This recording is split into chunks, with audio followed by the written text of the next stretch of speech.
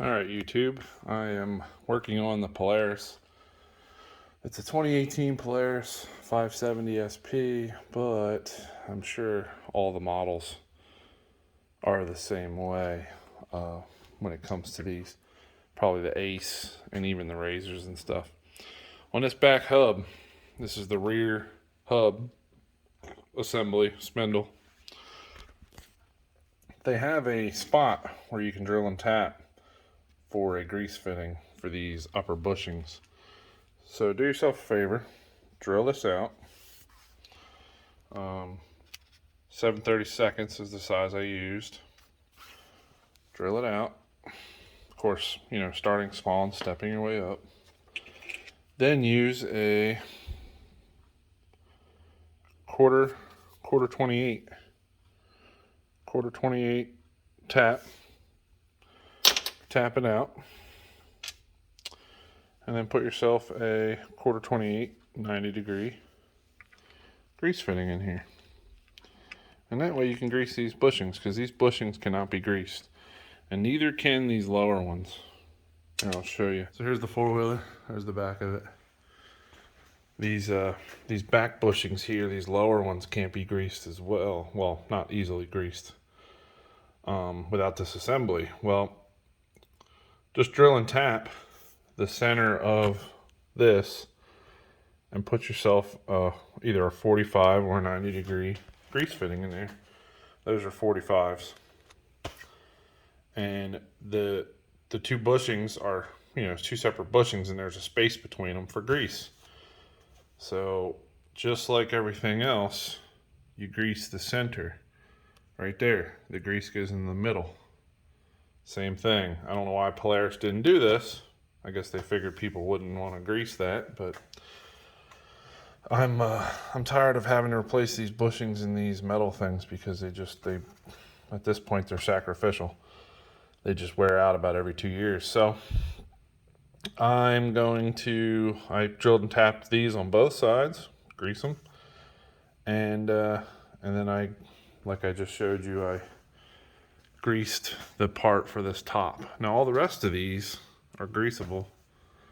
They just didn't do this for some reason. I don't know why. I don't know why they didn't do it. Probably just time, speed, and make things cheaper. But they didn't. So that's something you might want to do. And I was actually thinking of drilling and tapping the sway bar here on both sides to be able to grease that as well. But maybe I'll do that next year. And then I was thinking, well, the shock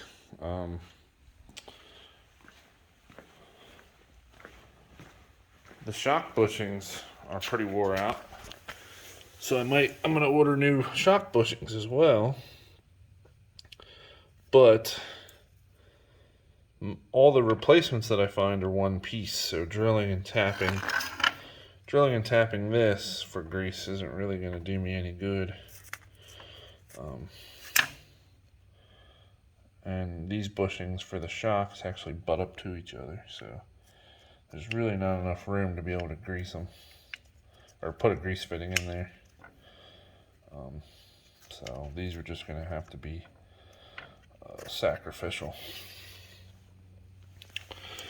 But yeah, I don't know if you guys want to do that or not, but that's what I did. And then the front here. Oh, also do yourself a favor. The front differential and the rear differential. I don't care if your four-wheeler's a year old, 6 months old, or 3 years old, and you haven't pulled your axles yet, you better do it. And grease the shit out of these cups. Clean them out real good. They're going to be full of mud. They're going to be full of nastiness. If you can get your axles out. I've seen a lot of people that can't get their axles out because they're rusted and seized in there. Once a year I pull my axles when I grease my wheel hubs and punch a bunch of grease in there, and they just pop right out every year. So it's maintenance, man. Everything takes maintenance, especially these things, because we beat the tar out of these things. And if you expect the thing to take the punishment, you got to do the maintenance. So I just replaced this inner boot here because mine was tore. But yeah, if you grease those cups, probably if you do it once, you probably wouldn't have to do it again for maybe 2 years. But I have the wheel bearing greasers, so I just pop the axle out. I mean, it's freaking 2 bolts. Like, come on, don't be lazy. Don't be lazy. But grease them, put them in, and your life owning one of these quads, well, any quad really, whether it's a Polaris, Yamaha, they all pretty much assemble the same. Your life will be easier just doing a little bit of maintenance.